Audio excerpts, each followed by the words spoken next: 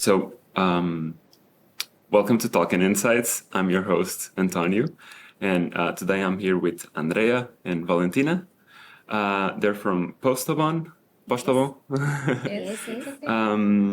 And they did a really interesting presentation on the Esomar Congress about the say-do gap and what's the brands and what people are not actually telling brands, and what they do versus what they actually say they are doing versus, that's dichotomy of the action versus what they say. That's what I want to talk about with you today. Can you introduce yourselves and talk with me about a bit about the story of the brands that you represent? So, as you said, we are Valentina and Andrea. We come from Postobón, which is the lead non-alcoholic beverage in Colombia. And talking about where our project started from, we think the say-do gap is even more evident in our industry because people tend to believe they are healthier than they really are, or they justify their habits. So we wanted to find a way to find the truth, and that way we can create or build our brands in a more in a manner that answers to our consumer habits the way they can actually consume our products. So that's how the project was born. So basically, when you're doing the campaigns or your market research, do you kind of, I don't want to say targets, but do you target different experience to different people? Yes, if we identify different consumer needs, so we know which needs each one of our products answer to. So that way it's easier, not even needs and demand spaces. So that way it's easier for our marketing team to create those strategies.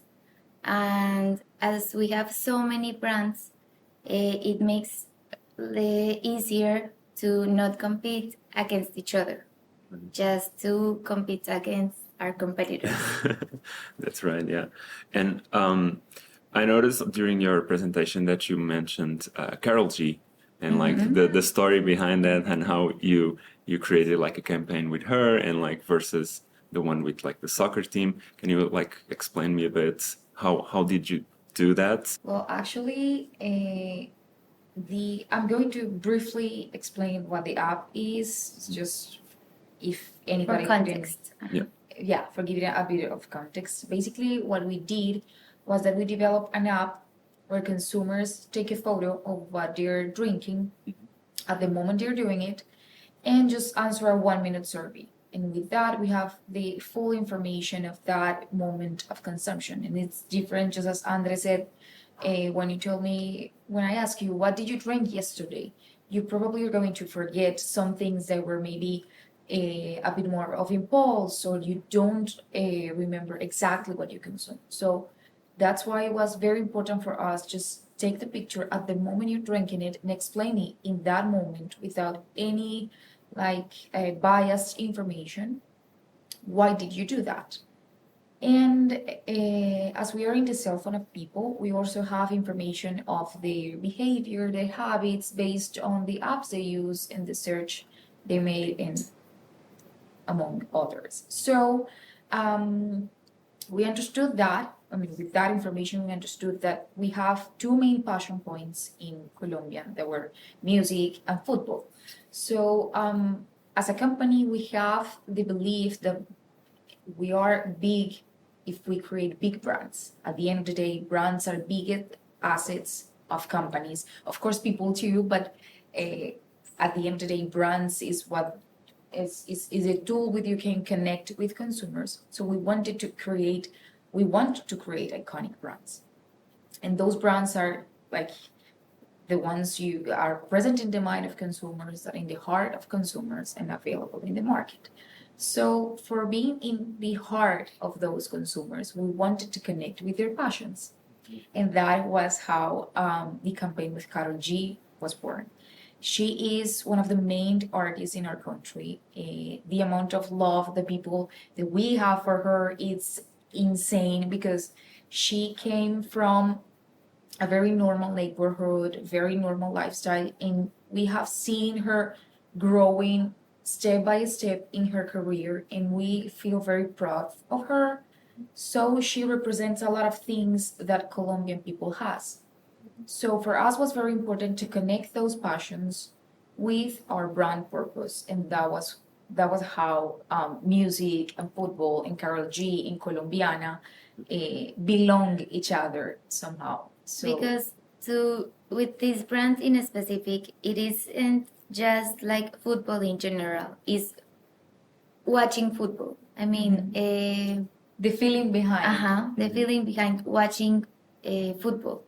So like it was a perfect match, Colombiana, to make you feel proud of being Colombian with the national soccer football team that is very important in our country.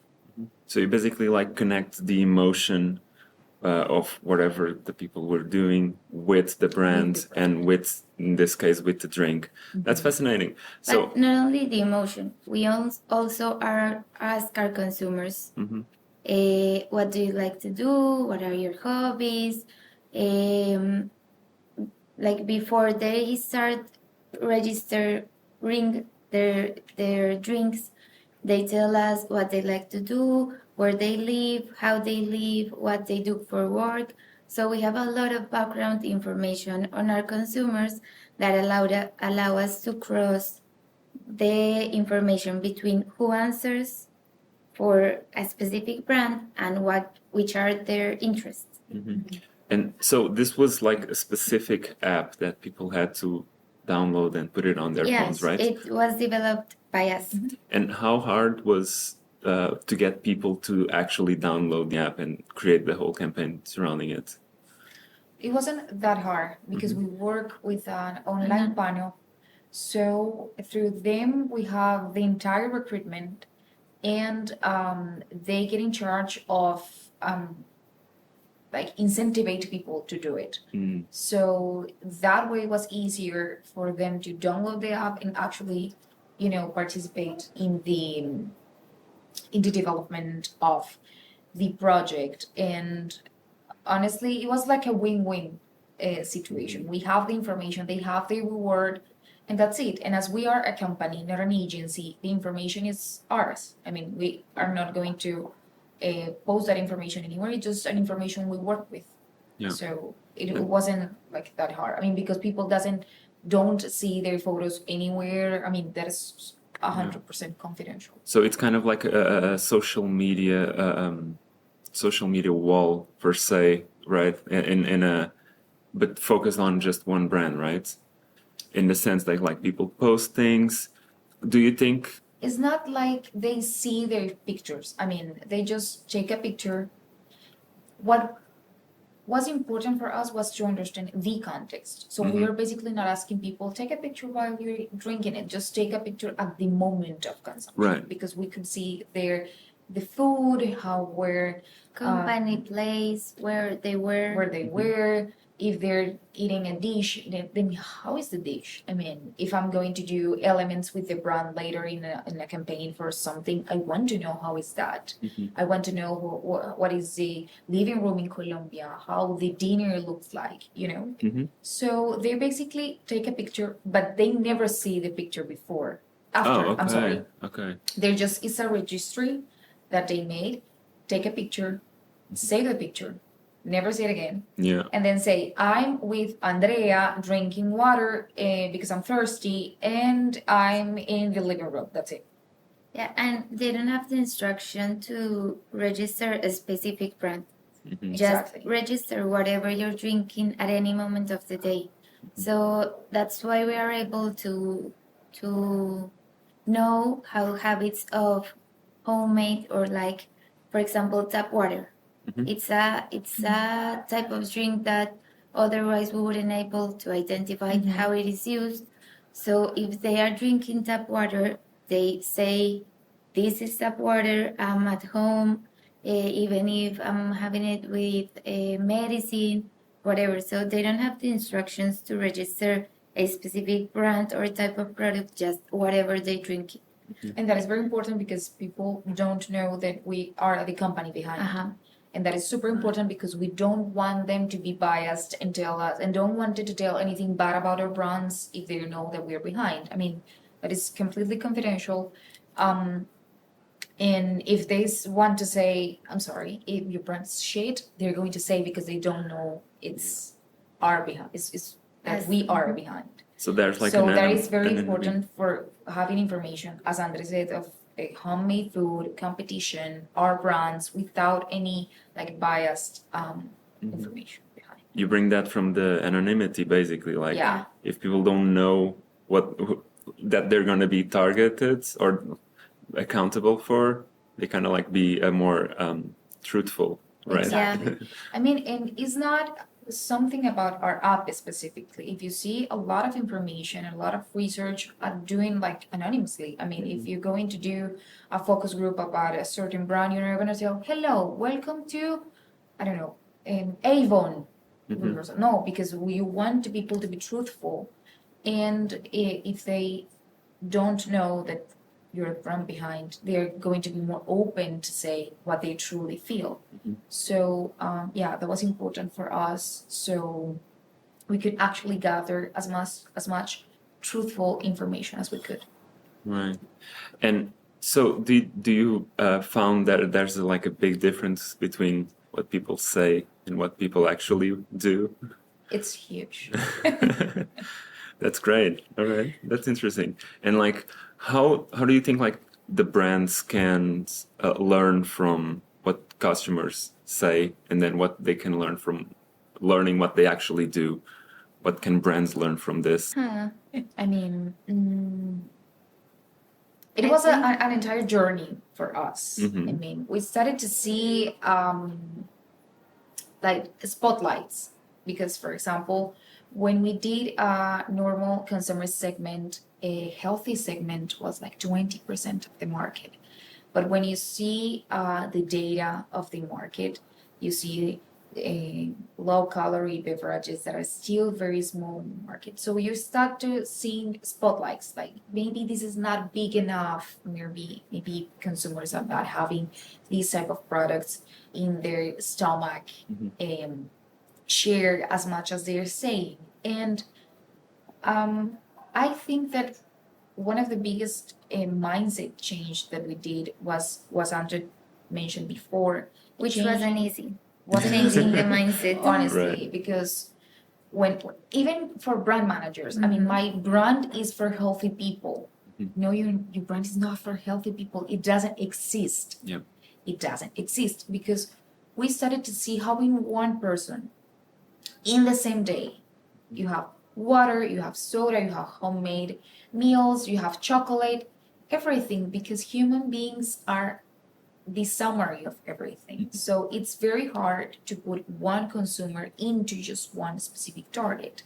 So I think that was one of the biggest discover for us, and actually changed the way how we approach our brand to the categories, because it's different to say my brand is healthy than say my brand is answering a need of recovery, Balancing fast food. a need of balance, for example. Your communication is different, your target is different, and you understand that your volume is not going to came from a woman of 20 years that is very healthy, that go to Pilates. It doesn't exist. I mean, it's very hard because one of the main reasons why we as a company, because we're not an agency, we're a company, decided to go and do this project by our own was because we have this like uncomfort of with the information we were receiving from agencies, and I think that is very useful for them to hear, of course, also because it was very hard to just receive again and again and again the same segment, the same healthy growing, the same indulgent people is going to die in the future. You're going to focus your efforts in developing And that's is also not because true. many of the like trends we see on the market are based on global like behavior. Uh-huh. And I mean, we are in Colombia, which we have a different culture. So all the trends we see from Europe, from United States are very far from where we are right now as consumers in Colombia. So also seeing that and our internal clients, I mean the marketing team, realizing that behavior also helped us to change the mindset and for them to adopt this tool. You can't know the answer to a question without first asking it. But how do you ask the questions? More importantly, how will people answer them? That is where Question Pro comes in to support you, empowering you to build and deploy amazing experiences that collect clean and useful data. With our powerful online-based, built-for-enterprise survey platform, it is easy to create, collect, and act on your data. Create an impactful survey in minutes from scratch by importing an existing survey, or choose from over 350 ready-made templates that have been vetted by our expert market research professionals. Add as many respondent contacts as you want and share them through multiple distribution methods. Collect offline data and use white-labeled mobile apps to ensure data collection is extensive and up-to-date. Take advantage of our specialized services to manage enterprise projects, as well as the instances where the insights collection is complicated but imperative. Then, leave the rest to Question Pro. Sit back and watch us work magic as the data is analyzed and compartmentalized into functional insights automatically. Create role-based access reports in addition to exporting the data and insights into your proprietary toolset, allowing you to focus on what's most important, making smart decisions. Question Pro, survey software that gets the job done.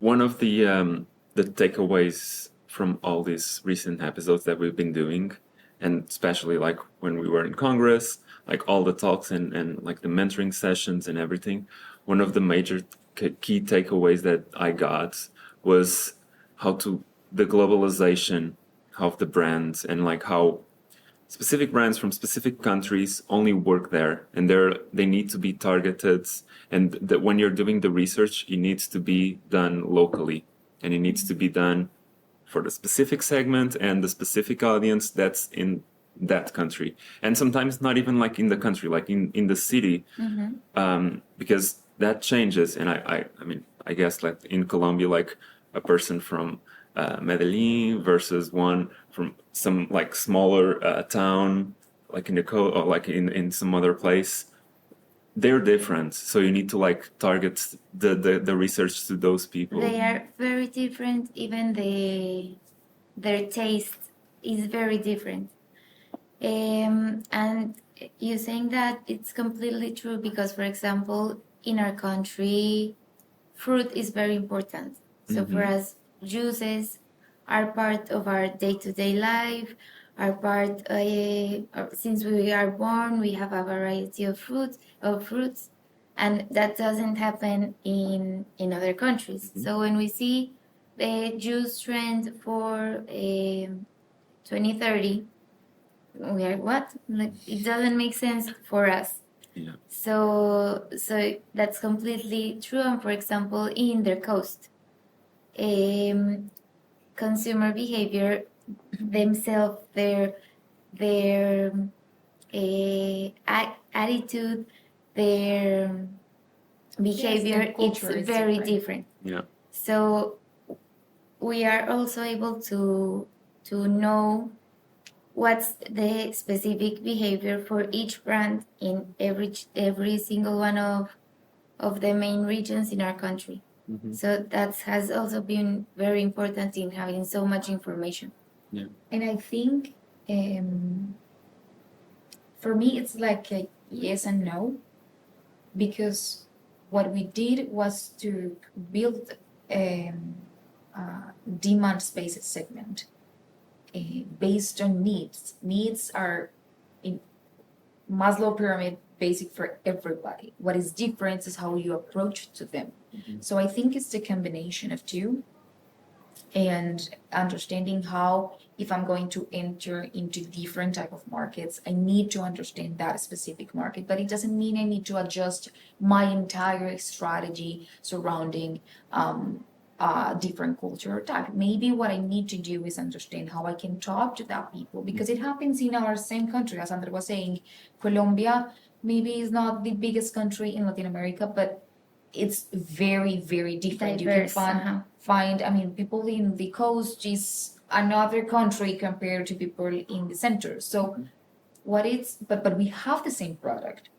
What we do different is how I'm approaching that consumer and how I'm understanding if I'm solving this need that is a human need, how I'm going to talk to you as a consumer about this business proposal that I have.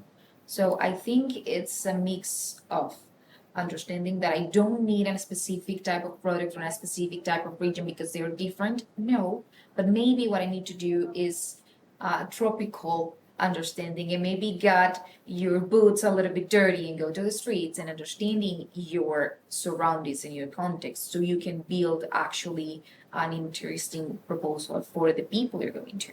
Yeah, I think that's the most important. Like, don't be afraid to go on the ground, go and look for your insights, go do your research. Like, I mean, and I have seen that a lot, that it's a lot of AI and a lot of intelligence and computers and behind, but we are talking about people. And sometimes what you need to do is having a very a deep understanding of data. We love data. I mean, I think that massive consumption data is super important, because more powerful brands are also brands that grow the most.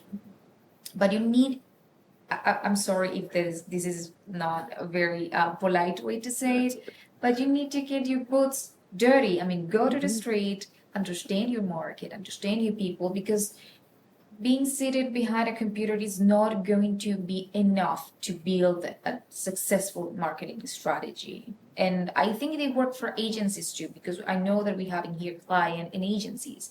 Do your homework. I mean, actually understand the market, understand your category, understand your consumer, and that is going to be much more easier to create a serious business proposal that can be successful in the market. One of the things, again, like from these days that we've been here, the other takeaway that I got was how the newer generation and like how the young people are more demanding, but in a good way. Like, they have more knowledge, they have a whole internet, they have degrees, they can travel the world in a different way that we can, like, 20 years ago. So people are more demanding. And I feel like the thing that you're saying, like, if you go on the ground, like, you need to talk to the people, you need to get there and know them, know your brand, know who are your clients, what's the audience like, what do they like and what do they do. That's like how you get to them. But at the same time, like, people, like, they know if you did your homework or not. Like, if you're just like behind your computer and like going to the chat GPT or whatever, asking to do things, people will know. Like, you need to get specific information. You need to go there and ask them, what do you want? What do you like? What do you do when you're drinking water? Do you drink water with ice or without ice? With sparkling water, without sparkling water? You know, those types of questions. I think people are more demanding on that, and they kind of know, like, people know if you did your homework or not. That's really interesting. And we've also seen that with emerging categories, for example. So I know, like, around the world is a very strong category, but for example, in Colombia, hard seltzer, it's a small category growing, but we realized young people were looking for those type of products they see online, they see on social media. Like in our country, nothing too expensive, because they don't have the purchasing power to pay for those type of products. So not only to create marketing strategies, but also to capitalize on those insights and create new products that answer to like emerging needs that young people are having. How do you see technology evolve? And obviously, like you're again like doing your homework in a sense, like you already created an app, you're already getting your insights from that. But like, how do you see technology evolve in a way that you can get more specific insights from people and your audience? Because you know the door. ¿Cuál es la palabra?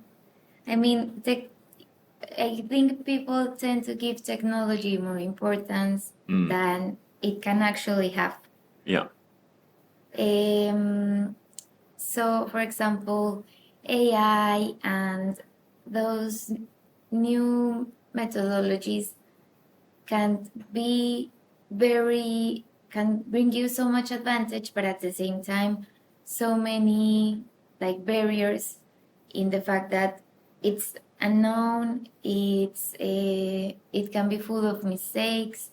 So I think involving technology in the process of creating marketing strategies is important, but I don't think it should be like, I think we focus a lot on technology. And for consumers, I think it can be overwhelming.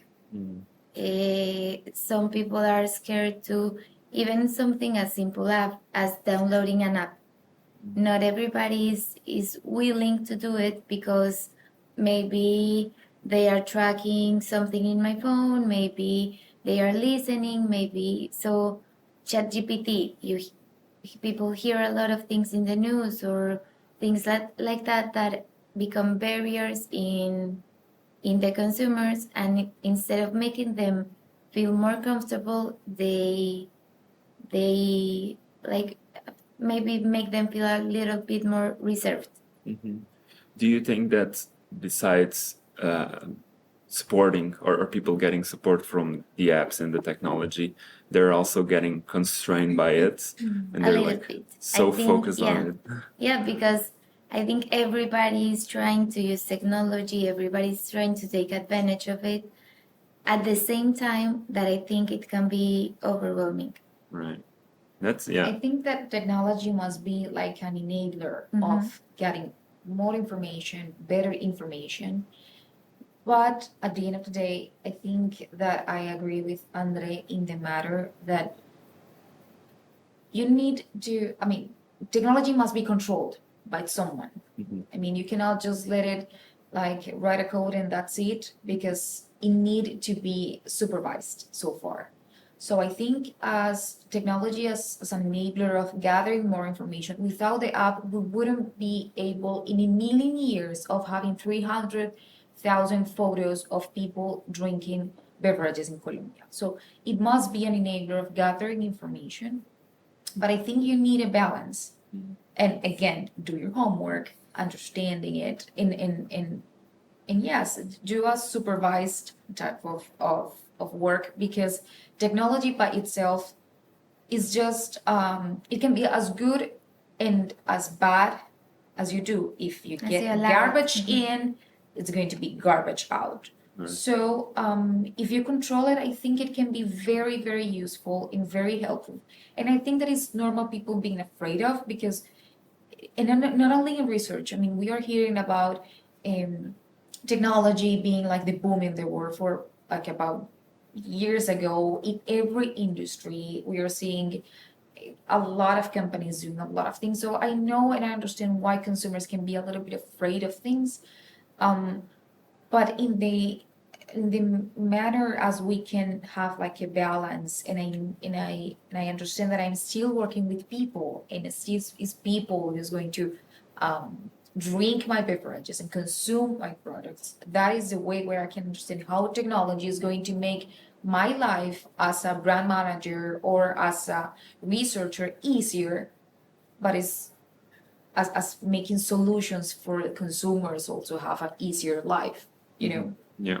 No, I mean, I totally agree. And it's very fascinating. Like all the recent episodes that we've been having, I keep saying this, like, we're getting like real interesting takeaways, like do your research in specific locations that you want to get, use technology, but in a mindful way. And now, like, do your homework, people, like, get on the ground, do your homework, and like understand like what you want and what you want to get with that information and how to get it. And like, I think that's a really interesting point and topic to talk about. Like, we could talk about this for hours. I get like, people always want to know this thing, like how to get more information, how to get more and more and more. But at the same time, like, the quality, it's not, the quantity is not quality. Like, Yeah. you need to have quality things. You need to have, like, understand what you have. Make the better decisions. Yeah, and like understand what you have. Like, you can have like the best information in the world, but if you cannot read it, what's the point to it? Like, And I think that's very important because you need to do good questions if you want to have good answers. And I think it doesn't work just only for ChatGPT. Tell me blah blah blah. No, I think that is an insight for the world. Yeah. If you want to gather good insights, have a good information, you need to do good questions. You need to have a background of your market. You need to understand how to approach your consumer. For example, this survey that in the app and all the project, we did it our own. I mean, we go to each consumer, how do you culture this? This is clear. This is the way we should do it. I mean, because it's not just using everything you can for technology. So this is reading images, and this is reading how people drink, and this is reading, and then put it all together and let's see what happened. That is not going to work. That is not going to work. I mean, I think the top line that we have seen during this project is that a powerful insight is not made by itself. A powerful insight born with consumer knowledge or specific observation. And then you can have technology as an enabler, because we can just say, I mean, no, I'm going to keep doing it by paper. No, technology is very good as an enabler of having good and better information, but all that needs to be powered by knowledge of the market, understanding of the market. And that's what we have been talking about, of doing your homework. We are a company that has been in the market for over 120 years. So we have a good combination of understanding the market and understanding the consumer. So I think those things actually power up any insight that you have. And I think that was one of the main reasons why this project was successful in our company, and actually change the mindset of people. That is not easy. That is not easy saying someone, we're going to change the way we understand consumer. That was not easy. Yeah, change the way you do your work. Or change the way, yes, people, it's not easy to adapt. yeah.